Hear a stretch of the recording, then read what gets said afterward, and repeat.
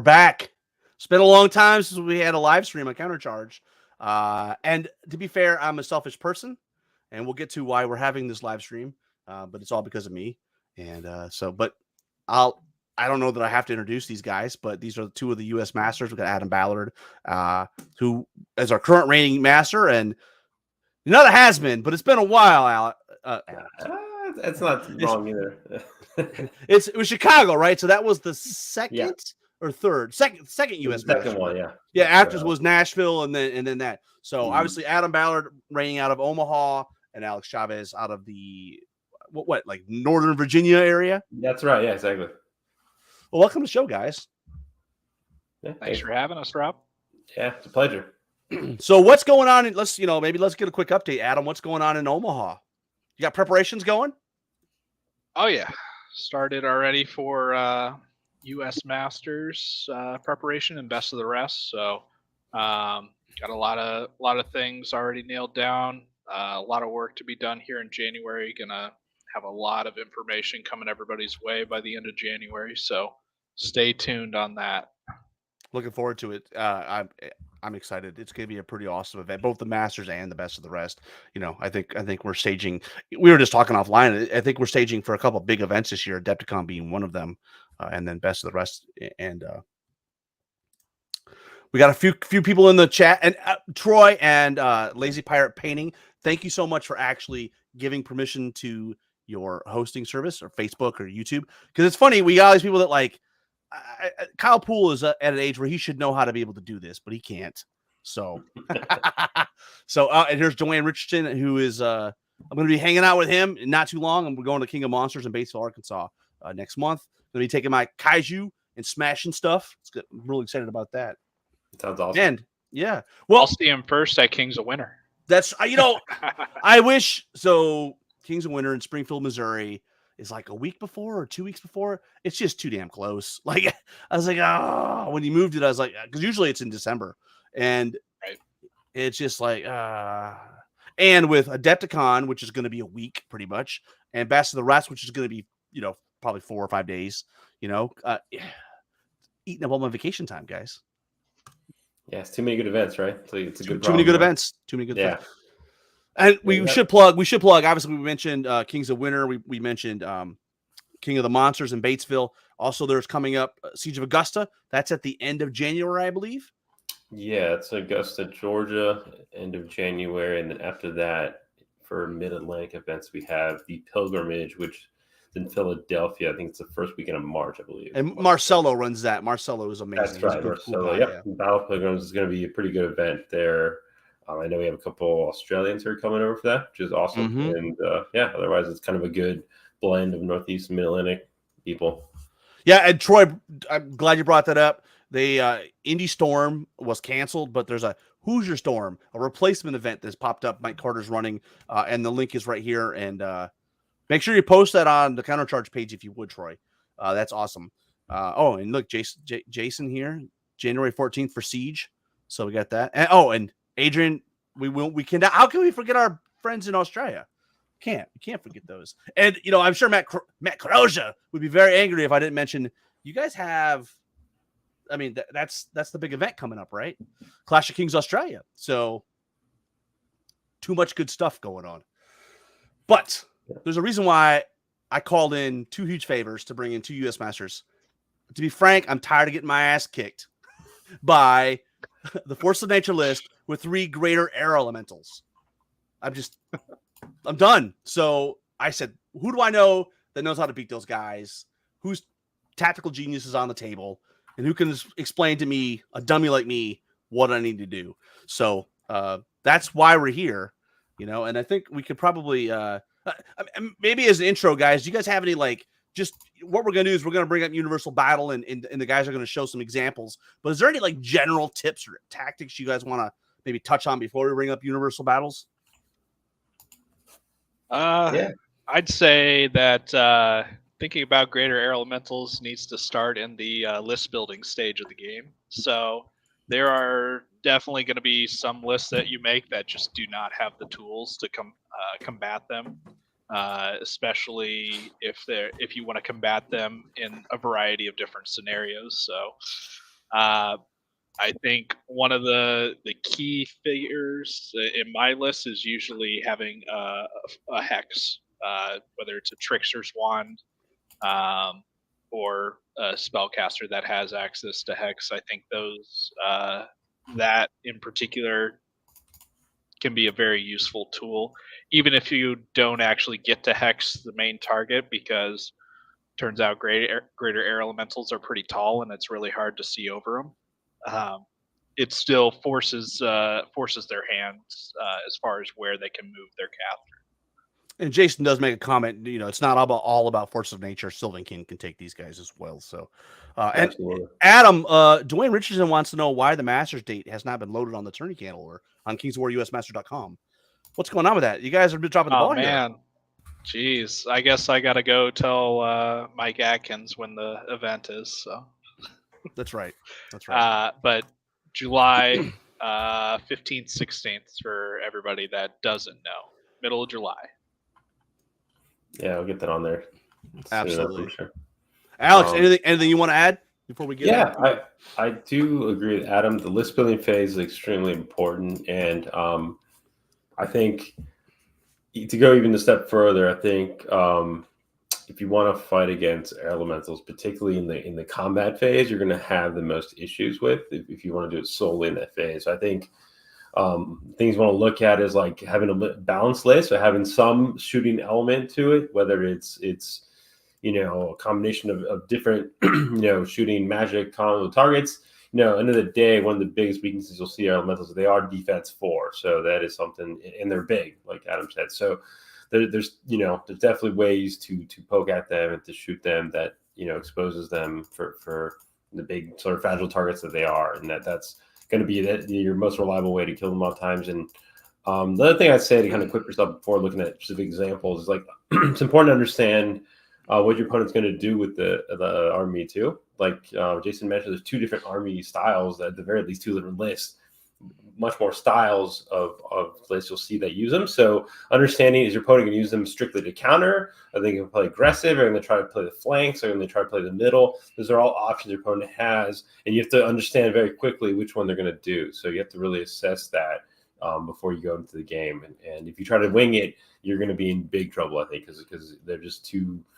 They're flexible, and they're too many. Like, they're too deadly. So if you don't predict it and think ahead, you're absolutely going to get punished. Agreed. And I think that the different armies that can take them between Sylvankin and Forces of Nature, they're naturally going to play 2 different styles. Sylvankin you'll typically see a lot of Glade Stalkers as their unlock. There's just not very many other valuable unlocks in the army, so expect 3 or more regiments of Glade Stalkers, which means that they're going to play much more of a elf type control of shoot, and then use the air elementals with surging to get the kind of the key places and the harder hitting units out of the way. And I think Force of Nature, typically I've been seeing a lot more of a defensive front line from them, whether it's earth elementals or sometimes you'll see more fire for more combat, but typically it's a much more of a combat type army, maybe with a couple of scorch wings added into it, but it's much more focused on melee and grinding or surviving in combat, and then using the air elementals to counter once engaged. And I guess before we bring up Universal Battle, I should mention Sunday we have another Road to Adepticon series with my good friend Trent and Tyler Schultz. We're going to talk about the schedule for Mantic Games, what we're playing in, everything, what hobby seminars we're doing and stuff like that. And then next Wednesday, we have the next episode in the fantastic community building series. We got Mike Rossi, an amazing guest. We got Brandon Golby from Edmonton, and we got Dev from Muncie, Indiana. Great little talk about how you build your local scene by leveraging the really engaged players that you have in your area. And then I will say the 11th of January, just around the corner, Kingdoms of Men Army Review. It's been recorded. It's all edited. It is the longest one we've ever done. It is over 3 hours edited. Man. Yeah, it was a 4-hour recording. And I will say, Adam, I like Michael, but the guy can talk a little bit. A little bit. Just a little bit.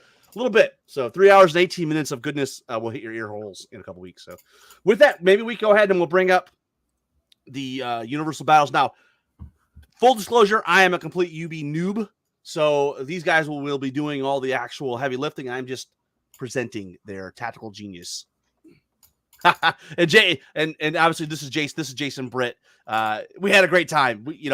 When you have three people on a show, me, Jason, and Michael, who all play the Army and are very passionate about the Army, it makes for a very fun episode. So you guys are going to hear lots of great commentary on Kingdoms of Men. Sounds fun.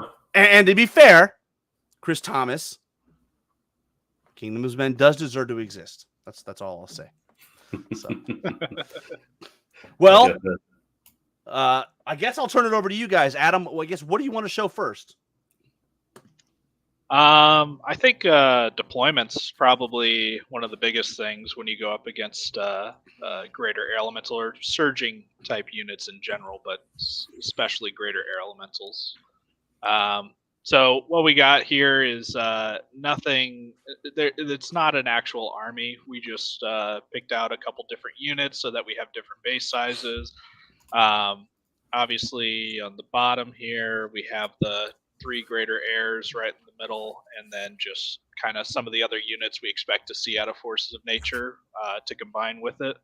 And then the top is just kind of a hodgepodge of different infantry, cavalry, large infantry type units. So really just kind of a grab and go, show different scenarios, different ways you want to play. So I think personally, if I'm going up against a greater air elemental army, I'm almost 100% of the time going to play a denied flank. I don't know if that's what you typically do, Alex, or if there's a different way you would approach it. Yeah, I mean, I think obviously the scenario is going to play a big factor into that, but yeah, if you can stack tokens or objectives on one side of the board and play that flank, that's by far your best answer, right? Because if you play the middle, you're going to have to hold 2 flanks. It just makes sense to have to only worry about one side as opposed to both, right? Definitely makes sense to me. Hey, we're getting some good folks from across the pond and all over the United States and even Australia. So hello to everybody. So, Lazy Pirate Painting asks, have nature armies won in the events? I don't think so. But now that no one's playing Night Stalkers anymore, there's probably a good chance. Because, that seems like that's all the rage, but maybe I'm wrong. They're popular, I think. Yeah, I think it's not controversial to say that you'll see these around, right? So well, and someone brought up the Sylvankin, right? I think the Sylvankin, adding those guys to that are also pretty good as well. So yeah, Sylvankin have definitely won events in my region at least last year. So they've been a threat, and a lot of people would argue that Night Stalkers might have been their biggest counter. So at least the army that gave them trouble, I should say that. So them being kind of nerfed a bit, sort of removed sort of one of their natural predators, so to speak, right? So I think in absence of other immediate armies coming up, you got to expect them to kind of be more threatening lists and to see more. Well, removing Spell Ward from the unit in Night Stalkers does hurt them against the lightning bolt that some Force of Nature lists can build. Can throw at you. Definitely. I would say that the Sylvankin army is more of a threat now because they typically had several Glade Stalkers. And we have no delusions. We have no delusions that Dwayne's going to win in the event. Let's be honest. I'm just glad he's bringing a painted army. But if Dwayne's taking the army, I'm just saying there's a chance. Well, he's only got 2 greater air elementals, and I pointed out this deficiency. Right. That was my mistake. Masters only took 2 units of the flying, mine Sumi Soul Players. So 3 is the magic number, right, Adam? It worked for me. That's all I can say.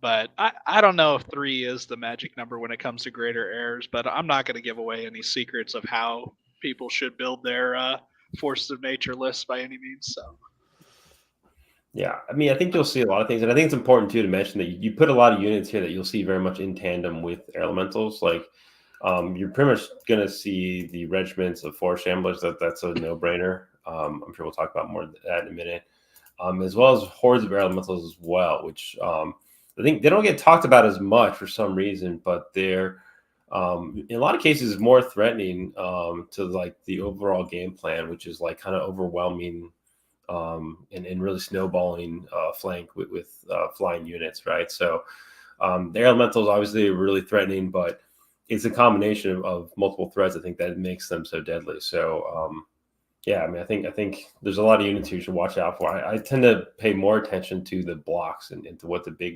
big guys are doing versus the greater airs, which you kind of know where they're going to deploy, I think, overall, which I guess again, I don't know how detailed you want to get with deployment, but I think you'll definitely see them kind of usually clustered around certain units.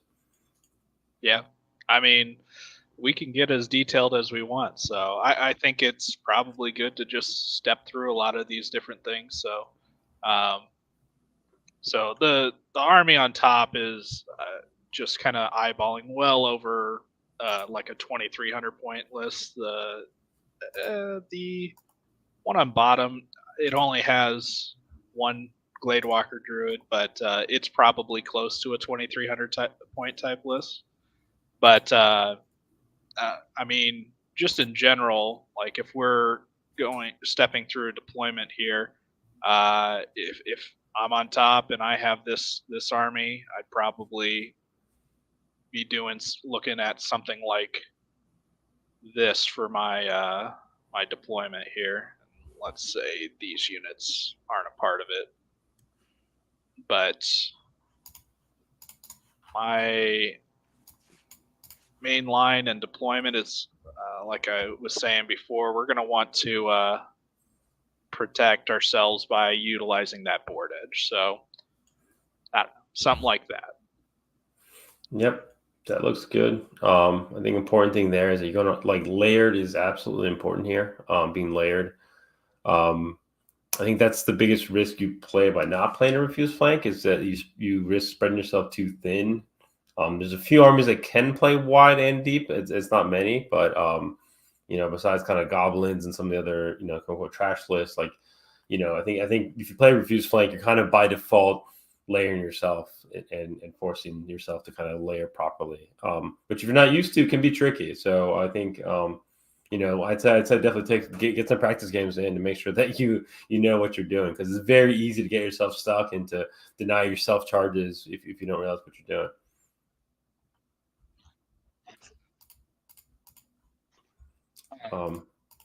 So yeah, I think another thing to mention here too, and something I do want to talk about is I think it's important to really understand how much damage to expect out of your opponent. And I think it's just a good tool in general. But especially in dealing with greater air elementals, I think it's important to understand how much damage you're actually looking at doing. I've seen players underestimate how much damage they're going to do. I've seen players overestimate how much damage they're going to do, and I think you can get yourself in trouble both ways. I think you have to realize that even getting surged in the rear from a greater air elemental, which is sort of the nightmare scenario, right? That there is definitely a limit to how much damage they can put out, especially to big hordes and big blocks like this. So there's a lot of trades you can do, especially with sort of smaller, efficient units, that you're not too worried about the greater elemental counter, because they're going to be stuck, somewhere in the middle of your army, and maybe they don't even kill a unit. I wrote some quick numbers here.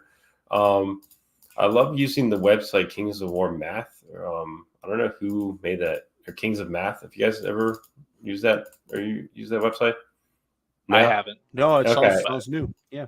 Yeah, it's Kings of Math. If Google Kings of Math, I think it pops up, or at least Kings of War Math, it'll pop up pretty quickly. It's a very cool calculator. It lets you show how much damage units do very quickly. I use it all the time. I think it's great. I think it's important to understand sort of the baseline. Again, we are playing with dice, and so dice are going to be a variance naturally to how much damage things do. But when you look at averages and you look at how much damage you expect out of units, it's definitely changes the equation quite a bit. Doing it quickly here, I just want to explain that your basic greater elemental with 10 attacks and hits on 3s and has a crushing and thunder of 1 each, so really crushing of 2 when it charges, it's going to be doing about 4.4 points of damage to defense 5, which it is a lot, but you got to consider that that's not the end of the world either, at least in the front charge. Of course, the threat's going to be if they flank, they double it up, and then if you of course, they get in the rear, you triple it up. But again, consider that even let's say they rear charge one of these hordes here, right? That's going to be, effectively 13 damage to your unit. That's not the end of the world. Hordes can take those all day, right? So it's important to understand that that you're really not going to lose the game automatically if you let one unit get rear charge. And again, I've seen players like they think they won the game as soon as they land a rear charge, and it's far from it. So I think having efficient hordes like this as your first line defense is really important. And I assume that's what you did on purpose here, Adam? Yes. Yep. So I think in general, you want the higher nerve type units in front with heavier hitting. So typically a large infantry base, again, these aren't actually representing a specific army or specific models, but typically large infantry bases are heavier hitting, more compact, so more bang for your buck when it comes to damage output. And usually those hordes of infantry aren't there to put out the damage, but more of soaking it up, and then also being able to counter and put a little bit more into it. So, and then knights usually want to be on the flank, so that's just kind of a natural instinct. So we did get a question, Alex. I don't know if you know, is Kings of Math a game, or is it's Kings a website? How do can I give you a link to post somewhere? Yeah, you could drop it. I can probably do that myself. Facebook chat or private chat. Yeah, I will see if I can bring there it is. I see it in the StreamYard. So. Awesome. If you could share that, people, Rob, it's a great tool. I highly recommend it to people. And I've seen some people, I've seen someone actually use it in the middle of a game, which is kind of hilarious. But if you feel so inclined, or if you're so confused, the point you need it, by all means, I guess, right? It's your clock. You can do with it what you want. Right. Here, we'll stop screen for a second. Let's bring this up here. So this is the site you're talking about, Alex. That's exactly it. Yeah. Kings of War Tools. It's a GitHub.io calculator. So, and you can do all kinds. I will say I've been using the Companion, Mantic Companion. It also has an interesting tool. It's maybe not as generic, but there's a lot more buttons you can hit. You can actually tell it what you're attacking, and flank, hindered, not hindered, all of that good stuff. So interesting tool. So we will drop this into the chat here. I'll do it right now, actually. And let's go back. We'll go back to Universal Battle now. Let's see here. All right. So yeah, hopefully that answers your question. And I will, like I said, I will put this in the post for this live stream. So what do you want to talk about next, guys? So we talked a little about deployment. What's the next strategy, tactics you could use? So we can talk a bit about like what mistakes might happen. I think that would be important. A couple of them is understanding the speed and range of a lot of units here. Again, elementals, they might deploy something like this. Just kind of use an example of some like mix of units. You might see something like this that they'll do in response to you.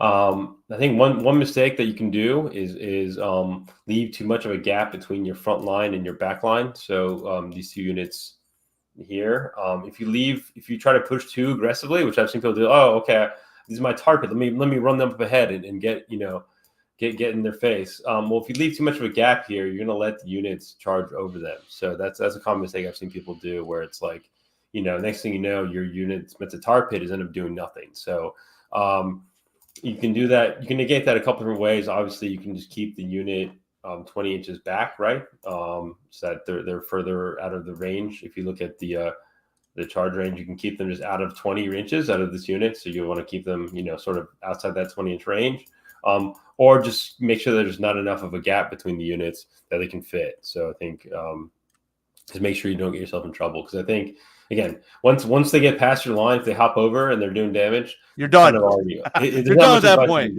Yeah, you're done at that point.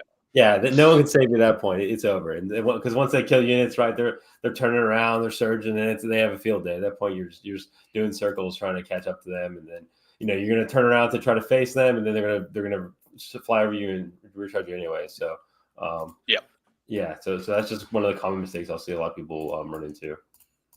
Real quick, Rob, to help us out with measurements and whatnot, at the very top of UB. To the right, click that. Not that one. To the left. To the right. No. So like the circle. Yeah, that one. Yeah. Yeah. Now click on any unit, and it's going to give us measurements now and front arcs. So. That's nice. Way. Super nice. Yep. That way, everybody can kind of see the distance we're talking about there. So. Yep. For people that aren't familiar, the blue rings are 6-inch. Notation. So the first blue is 6, the next one's 12, the next one's 18. So when we're talking greater air elementals, we're looking at the third blue ring and then +2 orange rings beyond that for their 20-inch threat. Right. So I got a question for you guys. When you guys are playing on UB, does that make you a better tabletop player or worse? Because I look at this and I get, man, if I got used to all these tools, I don't know. I'd say it can make you a better tabletop player if you know how to implement some of the features into a table game. So, I know for me, checking front arcs is especially a big thing. Something that I personally have always done, but I know that people that start playing UB realize it more because it's very easy to access on UB, and then are conscious of that when they convert it to a tabletop scenario. So we did get a question, how do you think about the role that a height 3 hill plays both as a screen and as a damage multiplier? I'm not sure what they mean by damage multiplier because you don't get to, if it's a flying unit, well, I guess if you're surging off the hill, no, it's a flyer. You still wouldn't get the TC. It's still a flyer. So yeah, right. But definitely from a screening standpoint, you would be able to see him. Well, he's height 5, right? Yep. Yeah, the greatest height 5. The regular units are only height 3. So I mean, there's definitely. I mean, if you want to try to out aggressive the list, there is some shenanigans. You could try to move up and maybe take an aggressive position before they get to see over the hill, if that's something that you want to do. There's definitely some advantage to that for sure if you have the right speed units. At the end of the day, the best counter to speed is more speed, right? So if you can push up with more speed and down the flank, then absolutely you can beat them at their own game, so to speak, right? Where you kind of have so much threat here that they kind of hesitate before they come up the hill. The problem is that they have these tree shamblers, and the problem is that the tree shamblers scout. So they're pretty much always going to have at least some sort of mid presence to kind of negate that game plan. So, you won't see that too often, but it's definitely something you can try to take advantage of. I think in general, the hill probably helps the air elementals.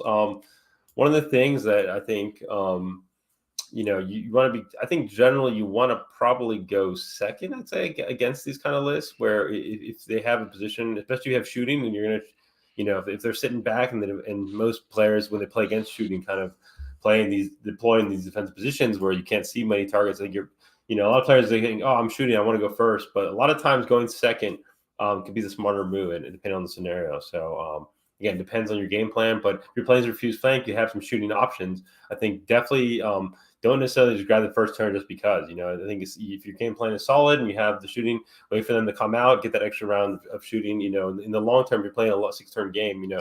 You're still going to get 6 turns of shooting. You don't want to give away one of those turns right at the very start. That's a good point. If they're smart, they're not gonna leave their stuff hanging out to get shot. Right? They're gonna try to screen it or hide it, and make them show their hand in the first turn.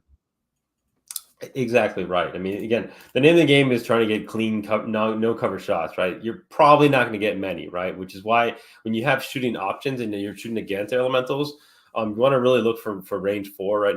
You're going to pretty much assume that you're going to get at least I was going to say cover, but I just call it concealed now, right? Concealed bonus against yourself. So it's still cover. Yeah, obscured, I guess. So one of the things I'm going to highly recommend doing is looking at bolt throwers. I think every army has there's a lot of armies with a lot of really good bolt thrower options. They got cheaper across the board. I think 60 points hard to beat, my friend. Yeah, 70 to 80 points for most of those units, and there's usually some bonuses thrown in there. Some are shattering. Some, you can take spell wards. Yeah, with the exactly. elf one. Yeah. Yeah, I mean, that's a double. That's a double win. Shoot them, do damage. Oh, and by the way, now you need 5s to surge them in. Yeah, or heal them. Or heal them. So I expect bolt throwers to be pretty popular. I mean, the other key there is it's piercing 2 as well. So you have defense 4 on a lot of air elementals. So pierce 2 shooting is going to be fantastic, whether it's sharpshooters, claw shots, bolt throwers, things like that. That's your sort of prime shooting targets. And a lot of these units, you can even deploy, assuming your opponent's going to get cover, you can deploy them behind your stuff too, right? Again, you have these Type 5 air elementals. So I'm just going to play most of the time. Let's assume that this unit was in the back of the sharpshooter. I'm going to deploy something like this, where it's like, all right, I'm going to shouldn't cover the whole game, but at least I'm going to get shots, and at least I'm going to have range, and on top of that, you can't charge me back, so you're going to have to eat those shots and just kind of suffer that. So, again, whether they're bolt throwers or sharpshooters, things like that, you want to really look for those really efficient piercing 2 shots that you can just pile onto them and really make them take damage. Yeah, that's a real good point about if you're going to shoot on cover anyways, put your stuff where they need to be. Then Yeah. That makes absolutely. I've seen a lot of players hesitate to put units like that. Like, they might put them on the wings or something like that, thinking, oh, I'm going to get this clean, like no cover shot. But I mean, your opponent's they're going to use terrain. They're going to use their own units. They're going to give themselves cover for the most part, right? So there's no point in trying to play around it. You're better off just having the shot and having the focus, but more importantly, the concentration of shots onto the one target, which is what you really want. I mean, I know with the Force in Nature, they have that formation as well, where they're going to have some regenerating units as well. So you want to really make sure that you're making them pay for if you're shooting a unit, you don't want to just do a couple shots here and there, a couple wounds here and there. Who's this guy who actually knows how to put his name on his profile now to share it? And what the heck's he playing? What's his guy? You don't let Travis play play elves, do you, Adam? Me? Why? Yeah, Travis can play elves whenever he wants. It'll be a great change. Yeah.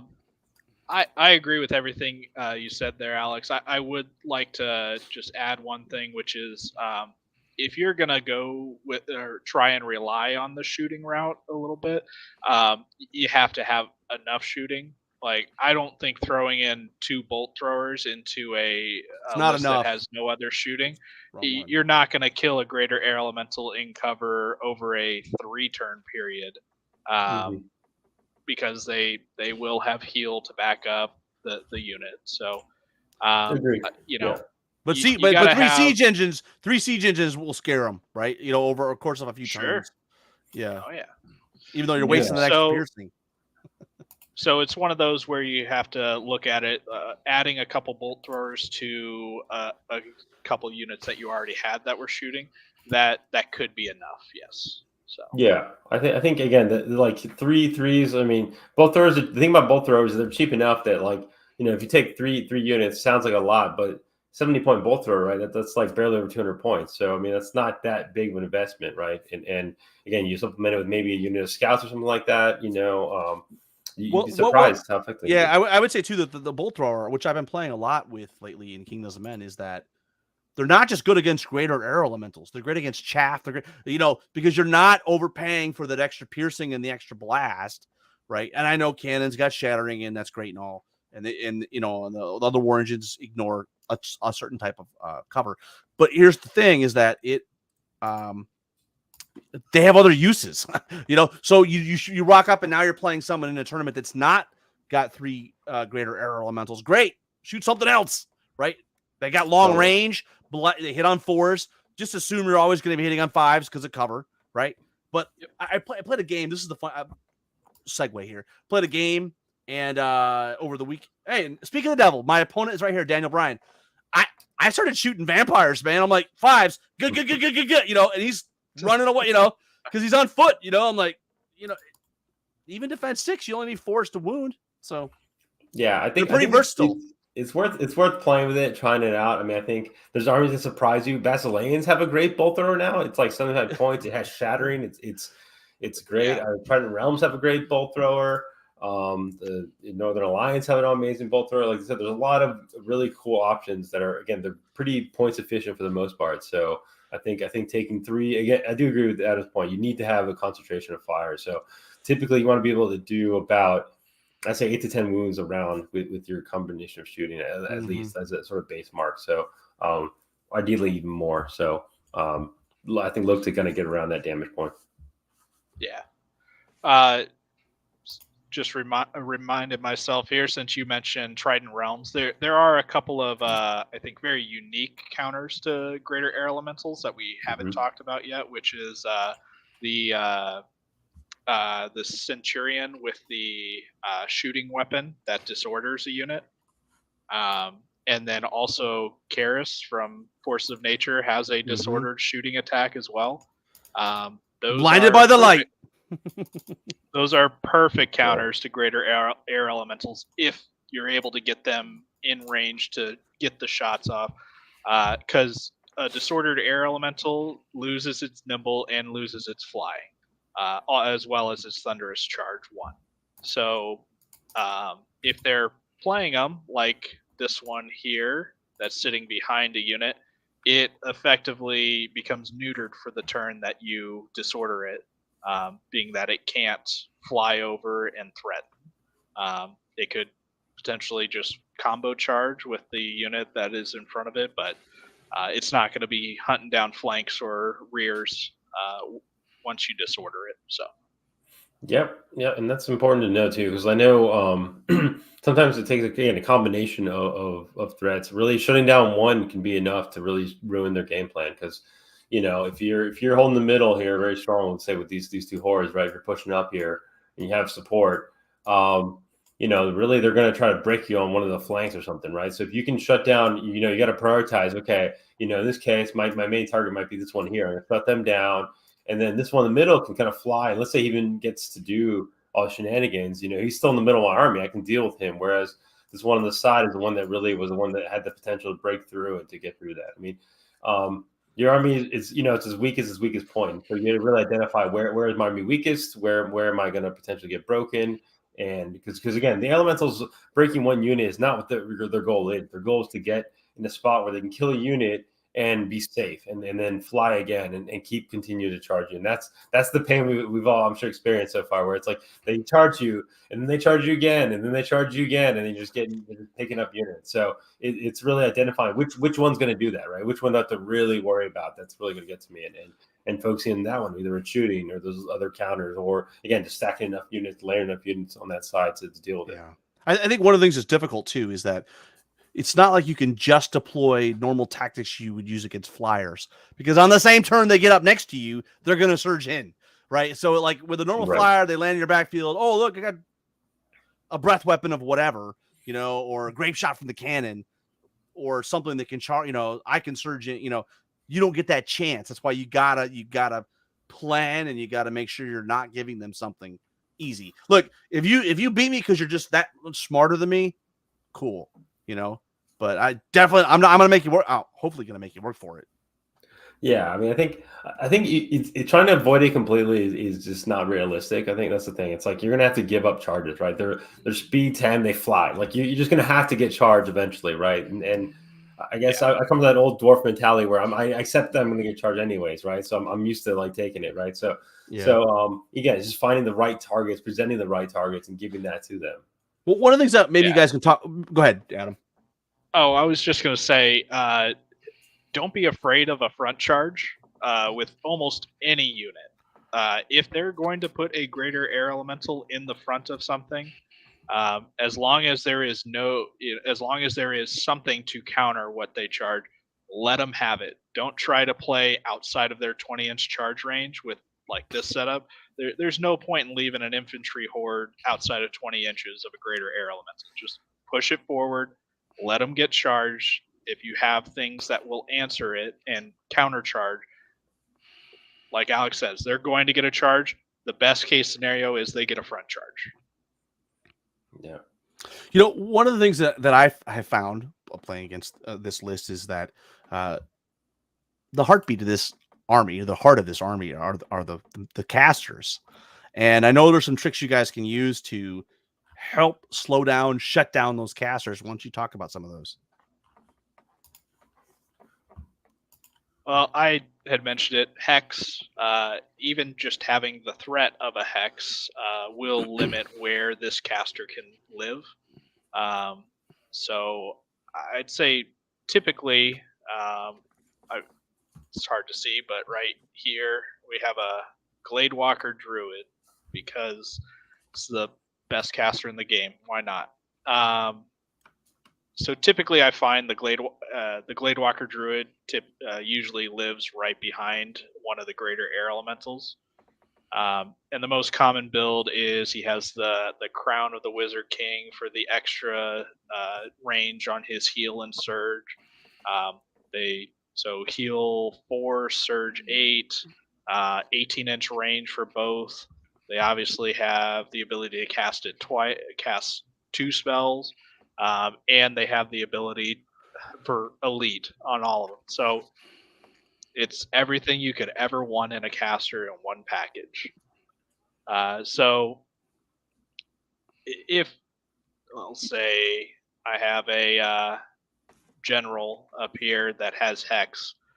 So if you have, I would recommend a height 4 Hex if possible. If you have a height 4 Hex, then he can't just sit behind the elementals or the Forest Shamblers here. They have to live behind one of these 3 graders that they have, or they have to use terrain like the forest, but that blocks their own line of sight as well. So even just having the Hex limits where this caster can be, and then making sure your Hex caster isn't getting knocked down or disordered himself, so that way he can continue to threaten, is one of the key a key way to limit how abusive they can be with this range, because speed 5 or 6 and an 18-inch cast range is a long ways, and you have 3 different targets that can move 10 with nimble, so they can cover over half the board quite easily with just that one caster. So we kind of talked about some shooting. We talked about how you shut down a caster. Is there anything you could do with your own flyers to attack, tie up? I mean, is there anything you could do? Counterfly? I don't know if that's a thing or not, but I don't know.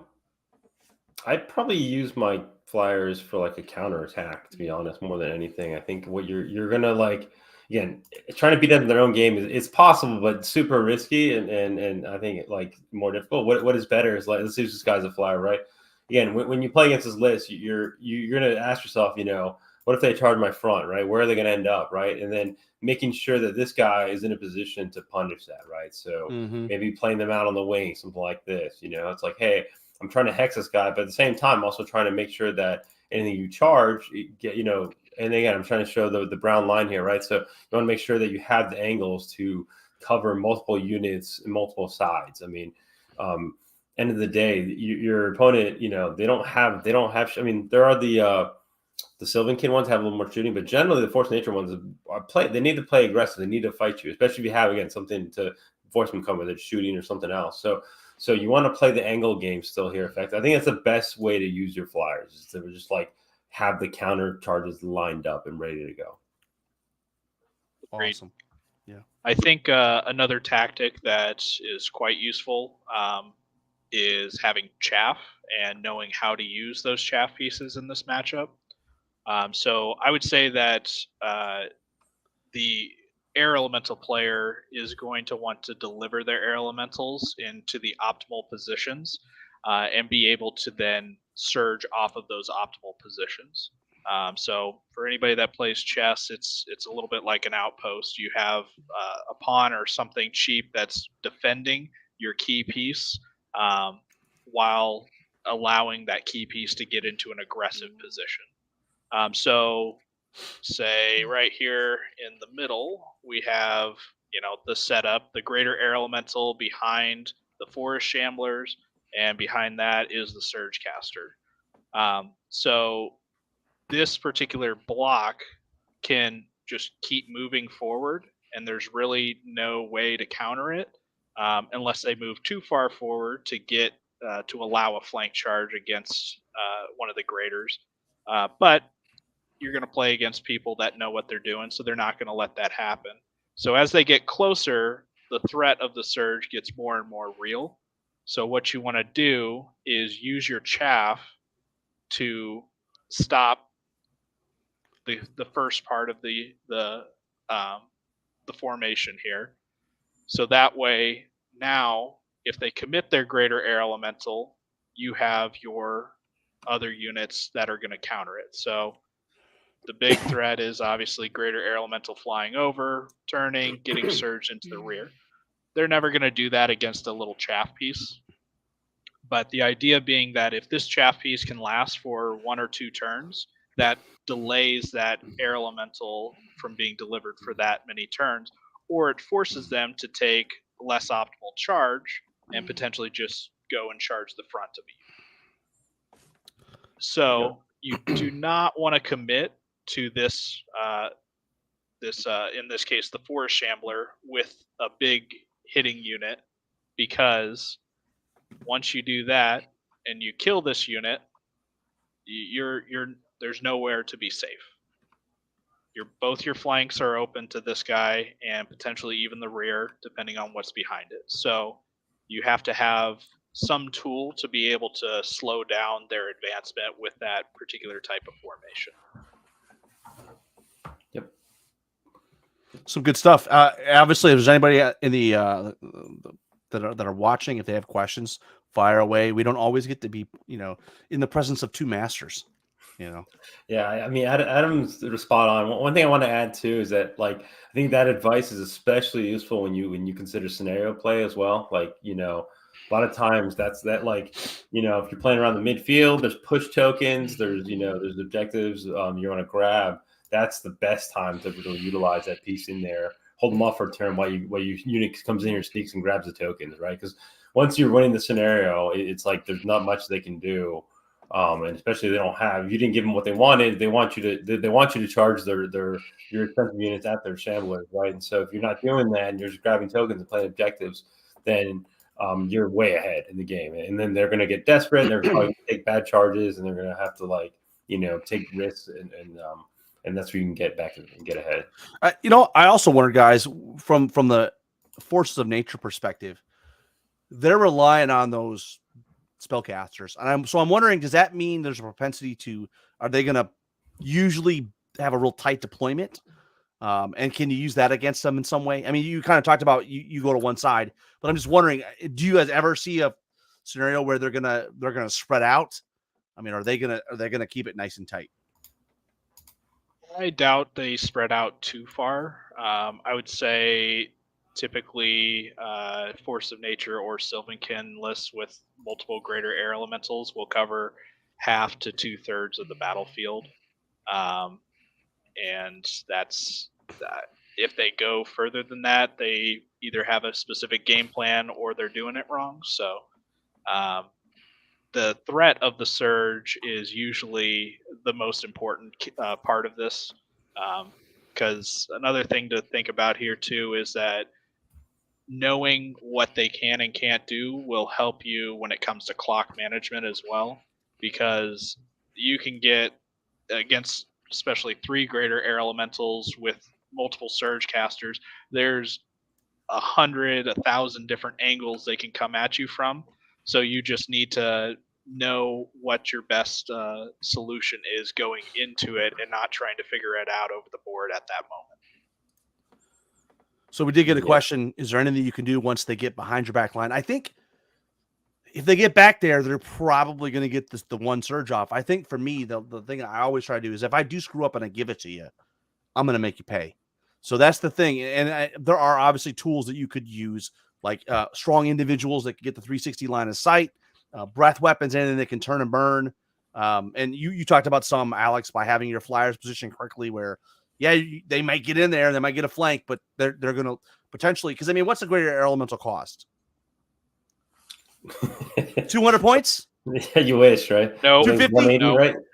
180 points. Right. Yeah. So, so where I'm going with that is if you hope that they're not going to, well, I mean, if they get in the right spot, they can take off more, a more expensive unit. But the hope is that if you do screw up, they're only going to get one unit and then you can take them out. But it's easier said than done. I don't know. Do you guys have anything you want to add in terms of what you do once they do get back in your back line? Yeah, I mean, like, it depends, right? Like what happened. I mean, you mentioned some good individuals can be okay, right? Like if you do have an individual that like can turn around and slow them down a turn, that's fine. Sometimes you can just push forward and just like kind of ignore it. I mean, not the best option, but like, I mean, if it's a lot of the times turning your army around to face it is the wrong choice. So like, you just gotta like, all right, well, I'm just gonna let him, if he's gonna charge one thing, and I'll let him charge my whole army, right? So like, there's no point in turning units around. Just let him pick what he wants to kill, and just hope that you kill the rest of the stuff quick enough, maybe, or react it. But you definitely don't want to react poorly to it and try to turn around and face it. Make it worse. Yeah, that makes it worse. Exactly. You'd rather have your units at least pointing the rest of his army and killing his stuff, and then maybe if you kill enough stuff in one turn, you can turn around with multiple units, and then it's not as bad. If one of these gets in your back line and you don't have an immediate answer to counter it that very next turn, it's probably just game over at that point, unless you were already way ahead. But the nice thing about greater air elementals is they shouldn't be getting in your back line, being that they're shambling, unless you're giving them a charge, or unless you, like in our example here, unless you committed forward with everything in your whole line. Because typically, you got to have something in that secondary line. And as long as you're playing it correctly and not allowing them to just jump the front line and hit the second line, they shouldn't get in your back line. Yeah, I get the only thing I can think of is maybe possibly they charge a front charge, they waver you, and now they're free to do something else to pop over. But to your point, if you position correctly, when they pop over, you hopefully don't give them a place to land, right?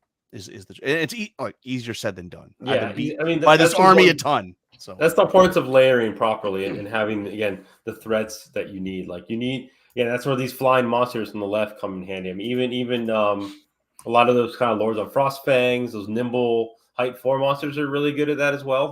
That's really their strength, is that they're a tight package of sort of nimble, chargery that can get around stuff. You bring up a good point too, is that if they do get back there, if you can do a wound and disorder them, they don't have fly and they lose nimble, right? And so that's a big less threatening. Yeah, so they're much less threatening. So those cheap, Jason's going to talk ad nauseum on our Kingdoms Men army, but Hero is great for 70 points mounted on a horse with Indomitable Will, because he's like point click. Probably at defense 4, you're going to do a wound. So, that's a good option. Orcs have some good hero options that can get like a decent amount of nerve that can throw at stuff that blocks it up. There's definitely a lot of use for those individuals, and they're pretty flexible. I think you're going to see more of those. At least that's my sort of guess. That like, because they're definitely, they can be chaffed. You can throw them at shooters and lock them down. There's definitely a lot of use for those kind of characters. I think you'll see a couple of those come back as a sort of popular option, as those cheap 70 to 80 point, kind of quick mounted heroes that can kind of just put a couple wounds where you need it and it really locks them up. I think that's a good choice. Now I'm going to throw a curveball at you guys. How do you fix greater air elementals? Put them on a 75 millimeter base, and I think they're fine. Yeah, I do agree with that as well. I think make them a Titan. They're taller. Right. They're taller, easier to shoot, easier to see, harder to fit them in, fit them into space. Because I always make the comparison to EOD. They've got a lot of cool things on 50, like a bone giant, right? But the bone giant doesn't fly, right? Yeah. And so I think that's the problem. Is it's sort of like death by 1,000 paper cuts. It's cheap. It's on a 50 millimeter base. Yes, it shambles and can be surged, which is awesome. It flies. It has an inordinate amount of spellcasters, one which can do 2 spells a turn, right? Like it's sort of like all those things. And if you clip Pathfinder, if you could just clip 1 or 2 of those things, or temper 1 or 2 of those things, it might make the whole house of cards fall in. But I mean, to the point that was made earlier, they're not winning a bunch of tournaments. It's not about winning a tournament. It's not fun to play against. right? It's like playing a gun line. I don't want to play a gun line either, right? Yeah. And unfortunately, I will say this kind of army has brought the worst out of me. So I'm like, you're gonna bring it. Here comes 7 war machines. Suck it. Yeah. And then it's like a race to the bottom at that point. So Right. Yeah, I mean, I think it's the size of one thing. I do think they're a little undercosted. I think it's easily be 190, 200 point unit and still function as well. I mean, there's a reason we're talking about greater earth elementals and not like dragons in general, right? Because dragons cost a lot of points and they kind of have a similar damage output to these guys, right? So like it's the problem is that these guys hit very hard for their point cost. I think they could have gone without the Thunderous. I think they could have kept them at crushing 1. They would have been fine. So they used to not have crushing. They used to just be Thunder 1. Yeah. So sorry, yeah, when that's they even gave even them more crushing. ridiculous. Yeah. So yeah, it's hard to remember. Yeah, again, I think they have too many attacks as well. Like it's either I think the larger base would be a fix immediately, but if they don't want to do that for modeling purposes for people, then lower their amount of attacks to maybe 8 attacks. I think would be much more fair, and maybe adjust a different thing if you want to keep the points. Maybe make the points just a little bit higher too. That would be another alternative solution. Yeah, especially because each attack they have, again, because they're catching so many flanks and even rears, like those attacks triple and it just becomes a nightmare to deal with. And that's where it's like normally like there's a lot of things that can flank you and it's not even the end of the world, especially with like tough units. You're like, okay, I got flanked, but you're still alive. But with these guys, they're just very consistent, right? You're pretty much getting that you're hitting on 3s, you're Pathfinder, you're not really dealing with hinder, right? There's a lot of they're just kind of getting in for doing that damage, and they do so consistently. So I think, that's the main issue I think with them again. And there are ways to stop these things too, right? You can play around walls, right? They're not Striders, so I think that's something we didn't talk about, right? There's like in our sample scenario, there's a wall you could play around that and. Again, there's phalanx, right? If they're stupid enough to charge phalanx, in the front. But front charge is what you want out of these guys. Like they're never going to be a threat if you give them front charges and there's something else to deal with it. So prediction time. What do you guys think the RC is going to do? You talked about how to fix them, but what do you think they're actually going to do? And don't worry, we'll go back after whatever they do, and we'll compare it and see who was right. We'll keep score, a running score, Alex. Yeah, I think the easiest fix is make them more expensive, right? It seems that's a trend. I'll just say that just based on sort of what they've done to other units, just ramp them up to 200 points, and it's at least you're making them commit a decent chunk of their army. You brought up a good point though. I'm thinking General on a Winged Beast, Kingdoms of Men is 190 points. Right, he's got speed. He's on a 50. All that. Yeah. He has 7 attacks. Now he's got 1 more pip of crushing, but he ain't surgible. Right. He ain't got brutal because he's not. Well, you do get 1 GE with brutal if they're in the formation, right? So. Yeah. 50 millimeters units like that shouldn't have that many attacks with that much speed. It's just a very lethal combination, and And of course, it's I feel for everyone that struggles with it because it's just like a lot of punch in a small ball, and it's very mobile. So it's just a bad combination overall. I think a better comparison is actually a Lord on Frostfang to Greater Air Elemental. Like a Lord on Frostfang with the Snow Fox upgrade, 200 points. It has 9 attacks versus the Greater Air Elemental's 10. It has an extra crushing.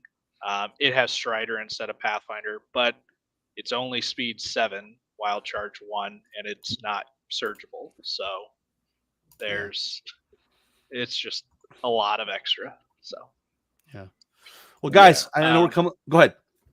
Oh, I did want to say that the argument of how many tournaments is this army winning, I don't think is actually fair or valid, because I think winning tournaments relies less on the army and more on the player.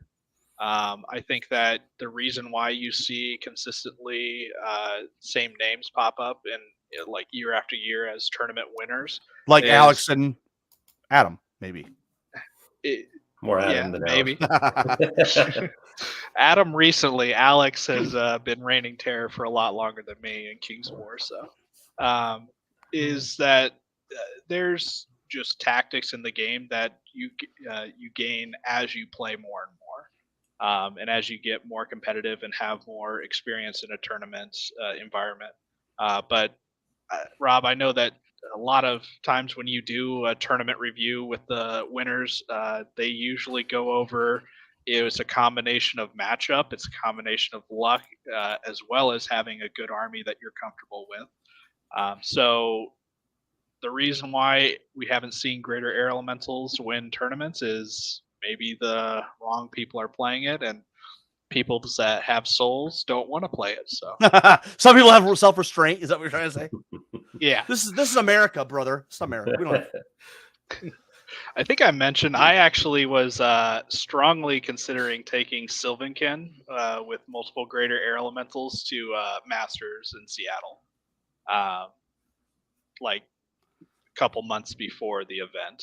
So, well, there are people that, I mean, I know Mark Taylor's been having some good success. I know that Bryce Eric Trowbridge was playing. Yep. And then Bryce Another down here in the master. Nashville area, I think he finished in the top 5, didn't he? He was up there. So it's a good list, guys. Don't kid yourself. And I have all the faith in the RC that they will address it. I know that they're kind of going through and changing the RC kind of rotation of the old guard. So once all that dust is settled, I think that'll be their first order of business is to get this resolved. And I think now with the Mantic Companion, I think we don't got to wait for a Clash of Kings. I think they can just go ahead and make the change, which I love. So yeah, we'll see if they use that. I hope they make it sooner than later. Yeah, before the Masters, before Adepticon. I hope they make it at an optimal time though, so that people that plan on playing it for Masters can know that it's not on the table for. So I hear bitterness in your voice from experience. Just a little bit, but yeah. Yeah, I mean, but what Dwayne? Go ahead. Oh, I was going to comment one last thing as far as like, if you just kind of self-promotion here as well, but on Dash 28, actually, Greg Person wrote a great article that covers this exact topic about great air elementals. So if you like things in written format and you want to go back and review it, that's a great way. Who's the author? Greg Person. Oh, Greg. Yeah. Greg is awesome. So Greg wrote a great article. He covers a lot of things we talked about and shows some sample armies and stuff there too. So I'd say check that out too. I mean, again, this is a common question. It's a common problem. People struggle against these builds and they're powerful builds. So it's important to know how they work and how to counter them. I think that's an important tool if you want to do well. Well, guys, I appreciate you guys taking the time. I know I kind of sprung this on you midweek. I'm like, hey guys, I want to talk about this, or I want you guys to talk about this. So I appreciate you guys taking the time to spend your Friday night with me. Yeah, always fun to talk shop anytime. Awesome. And for those listening, and either now or in the future, if you've got more topics for us, I'm happy to ask masters to come back on and spill their beans, because Adam, he's not playing this year, so he's got no stake in this game, right? Like, right? He's running the Masters. He's not playing. I don't want to hand the trophy to a dirty greater air elemental player. Fair enough. Yeah. Right. Is it now that you're not playing though? Is it Travis's turn? What do we think? I mean, I'm telling him he's playing, but he's saying that he's not at this point. Apparently, he thinks I need a co-pilot or something. So. Well, if you want to make the best show, help always helps, right? It's always good to have a backup. Yeah, that's true. Yeah. Yep. But well, guys, I kind of want my region to do well too. So. Well, you got to quit putting Michael Sickler on the team. Hey, now he was like he's the third best player in your region, which I keep hearing all the time. Yeah, we'll have to review the score sheets from this last year to make sure that's still true. That's right. Well, now that he's playing Forces of Vis, he's kicking some teeth in. So, again though, not at Shiloh last year. That poor guy. I think he challenged me, and like I tabled him, dude. Like, and I felt bad. I was like, but you know what? When you bring Siege Breakers, when you bring 6 of them, you do not like have any soul, as you said earlier. There's no morality there. It's just I'm just there to. Rob's already given up on saving his soul, so. Well, I that's why I'm repenting by playing Kingdoms of Men lately, and I'm painting up salamanders, right? So I'm painting salamanders just so I can, and I don't think I'm gonna, spam all tyrants or whatever the hotness is. So I've seen the error of my ways. Well, I do have 3 hordes, enough for 3 hordes. All right, well, 3 is acceptable, right, Alex? Yeah, that's the ticket here. Yeah. That's why, I mean, I only took 3 soul flares, so it's acceptable. Awesome. Yeah. Well, like I said, if you guys got show topics, put them either here or in the posts on Facebook, and we will try to make this a more routine thing. We're still trying to get our feet under us in terms of how often we want to live stream. Live streaming is tough when we got a Canadian person, got someone in Canada, we got someone in Australia, and the time zones are always difficult. And who's going to watch it, right? So, like right now, it's real early morning UK time, right? Like it's 7:20 here, so it's like 3 a.m., 2 a.m. Yeah, something like that. Early. Yeah, so it's always hard, which is why hopefully some of you are watching this after the fact. And but anyways, thanks for listening, and until next time, keep countercharging.